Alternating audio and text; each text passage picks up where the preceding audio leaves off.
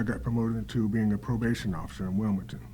So I started seeing both sides, the kids and the offenders, on how they interact in school or whatnot. And I was just seeing a lot of bad things. Washington, Montessori, we are here to tell a story. We show excellence. Hi, and welcome back to another episode of Podcast with the Principal. I'm Paul Travers, the principal here at Washington Montessori Elementary School, and I'm excited that you decided to tune in to another episode with us. You know, every time we get on a podcast with the principal, we're talking to different community members or family members or students about what it means to be a Washingtonian, their experiences, and things that we can glean from and learn from. Today, I'm joined by Mr. McLaughlin, who is the lead. Give me your official title. I'm the founder, CEO of Just 30 Minutes Mentoring here in Greensboro, North Carolina. I love it. So, and we kind of, it was maybe a little over a year ago that we kind of started our interaction. So just tell us a little bit about Just 30 Minutes Mentoring and kind of what that program looks like and why you decided to start this. Okay. Just 30 Minutes Mentoring started on the campus of A&T State University at the Alvin B. Blunt Student Health Center. I work over there part-time. I'm a retired probation officer, and I have 2 grandkids. That's my motivation to get this started. My granddaughter, she's 13, and my grandson, he's 9. So their mother is a single parent, so I'm trying to assist them. And I came up with, I met Kyrie Halliday. I didn't know him from anywhere in the world. So how did you meet him? He just came through my building, and he was tall, and I said, do you play basketball? He said, yeah, I play a little bit. I said, would you be interested in helping my grandson? That was his first year in basketball last year. So he said, sure. So they would meet over at Moore Gym outside courts on Saturday morning and work out a little bit. So myself and Kyrie, we started talking more, and I said, well, look, would you be interested in being a mentor? And he was like, yeah, I did that back in Maryland when I was playing basketball. I said, well, I have this idea to start a mentoring program here.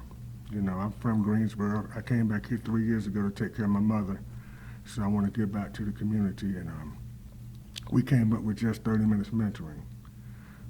It'll be a year old this February coming up, so we're going to do a lot of celebration. We've been working with Mr. Travis over here at Washington Montessori. It's been a pleasure. Mrs. Ala, Mrs. Vick. I come over here for lunch buddies every week to work with one of the mentees over here. So we do that. We help these kids out with their festivals or whatever needs they need. We also have been working with Southern Guilford Middle School with their activities also. So we're growing. Right now we have about 20 mentors, and they're all A&T students, so it's growing every day. We can be reached on Instagram. We have a website, email address, or by phone. We're just open. So if anybody would like to become a mentor, these kids are in desperate need. I mean, it's bad. All right, so that, and you can talk directly. Look, I'm gonna even turn my chair. So you see it directly like this. I mean, to me, I could tell. I'm sensing it. It's passionate. It's something that's close to you, close to your heart, right? The need for mentoring. You said it's bad. Talk to why is there such a need? Like, what do you see as a need? Well, my first job out of college, I went to North Carolina Central University. I had to get away from Greensboro this good way. It was at Central Prison, and I was like 21 years old, and I was with the worst of the worst inmates. So I was dealing with the parents, you know, seeing how they weren't there for their kids. So then I got promoted into being a probation officer in Wilmington. So I started seeing both sides, the kids and the offenders, on how they interact in school or whatnot. And I was just seeing a lot of bad things. With me being in law enforcement, you really can't get too involved like you really want to with the families. You know, you have to keep a little distance at the same time. But since I retired from law enforcement, I came back home to Greensboro, and I've been working with these schools. These kids are really, I don't want to say desperate, but it's bad. So anything that anybody can do, that's why we call it Just 30 Minutes Mentoring. We want everybody to donate at least 30 minutes per week to mentor somebody, whether it be a phone call if you can't get over here or online, but I prefer personal, one-on-one. you know.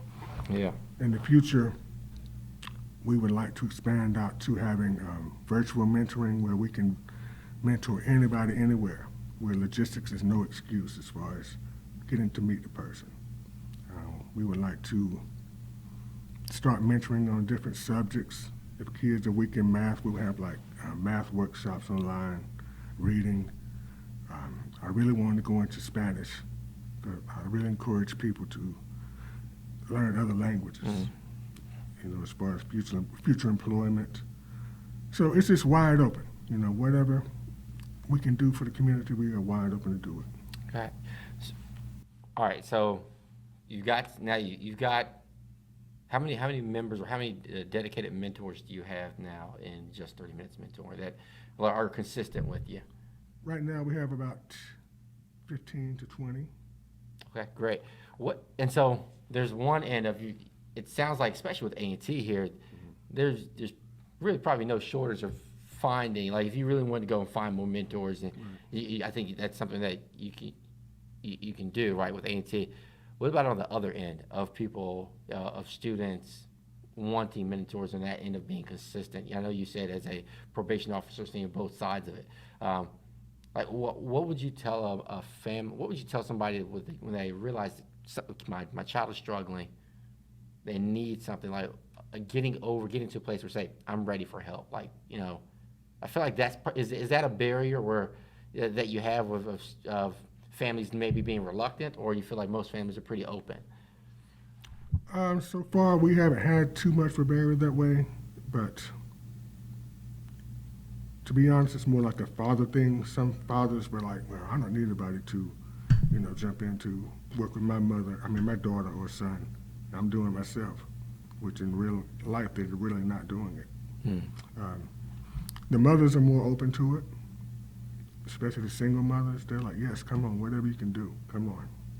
So it's 50-50. But my suggestion, don't be ashamed to get help. There are a lot of resources out here in the community. Just ask for it. Don't stress yourself out. If you don't have the finances, don't worry about that. There's a lot of resources that can help you without you having to come out of your pocket. You just have to get the child involved. And now, in Just 30 Minutes Mentoring, is it your hopes to kind of stay with that child as they kind of go along, or is it, hey, we're kind of be here for a year? What does that look like for you? I would like to stay with them. You have to be consistent with these kids. Once you start something and you get involved in their life, you can't just come in, do it for a year, and then you're gone. So I'm gonna jump. Why is that consistent? And that's huge, right? I was actually just talking to another parent about a consistent schedule for her daughter. Why is that consistency as a mentor, somebody that might be contemplating, hey, you know what? I've got time. I got 30 minutes. Why is that consistency so important for that relationship and for that child? In order for it to be effective, you have to be consistent.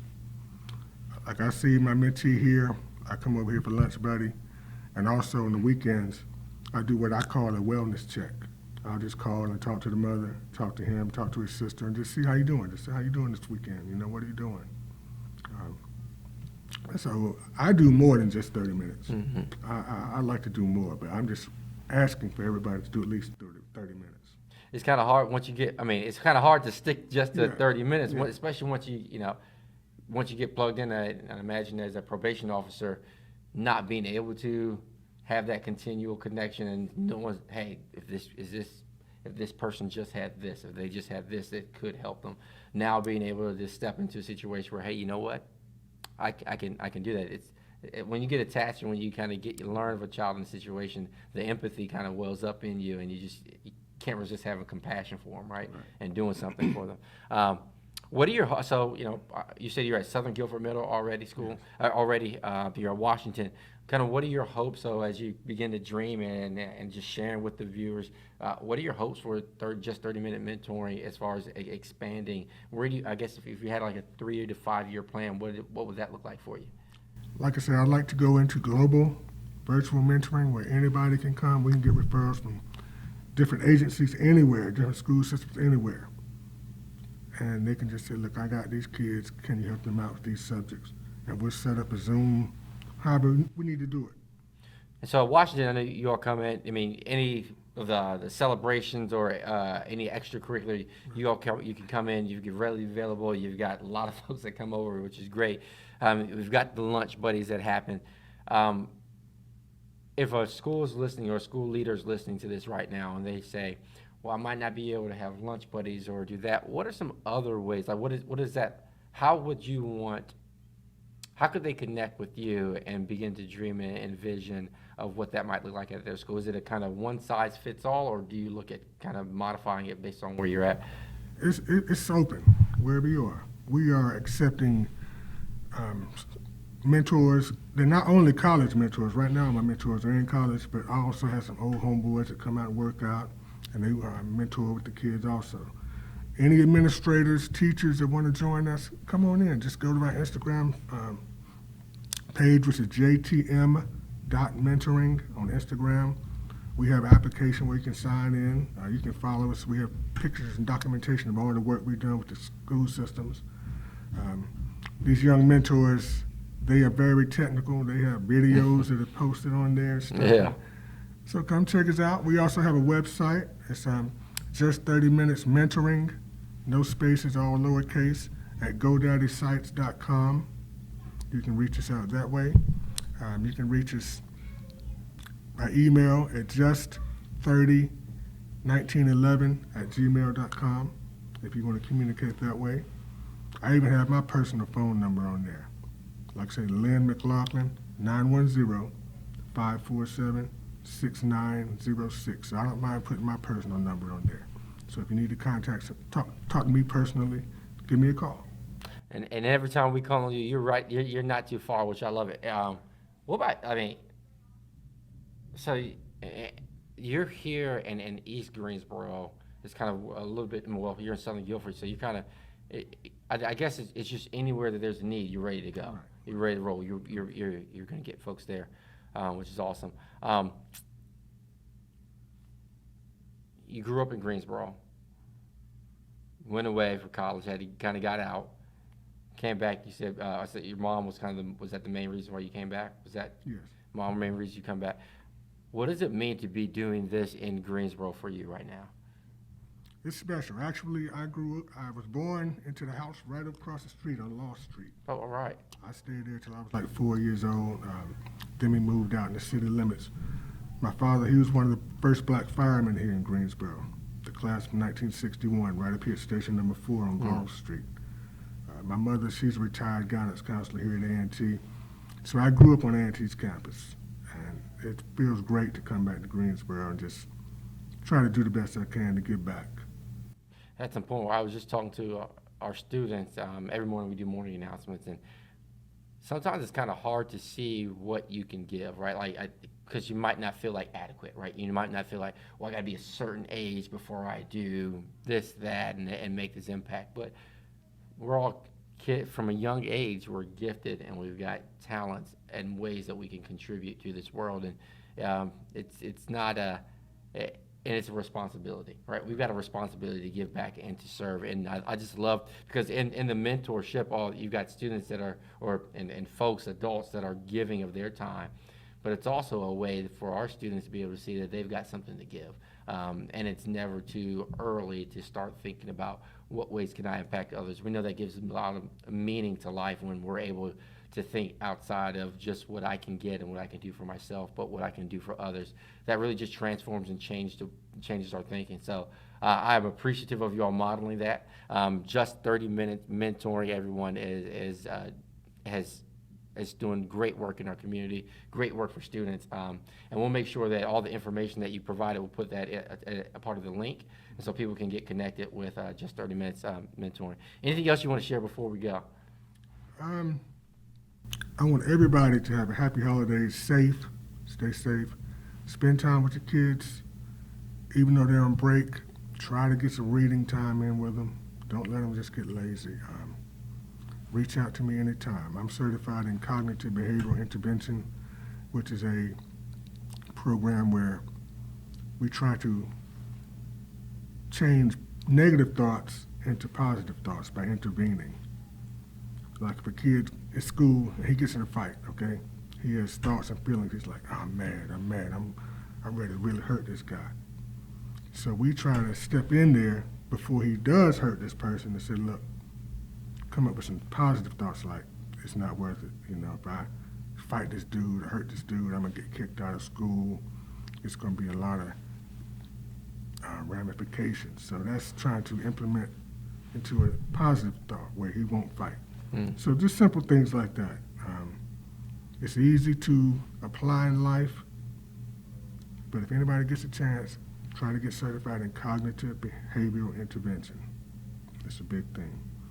But anyway, Mr. Travis, it's always a pleasure, my brother. It is always a pleasure. Yes, sir. Always Yes, a sir. pleasure. Call me anytime. And I really appreciate what you and your staff do. I mean, it's a tough job in the school system, and I take my hat off to all teachers, administrators, staff, everybody. Well, we appreciate you and continue to do the great work. We know we're going to continue to partner together. And I hope any schools out there that are listening that you can reach out and see how just 30-minute mentoring can be a service to your school and your population. Again, thank you so much. Hey, Washingtonians, continue to be tuned in to our podcast with the principal. We have different episodes that we'll be uploading and ready for you to view. And so there's 3 things that we do at Washington. It's honor, community, show excellence, and think critically. And think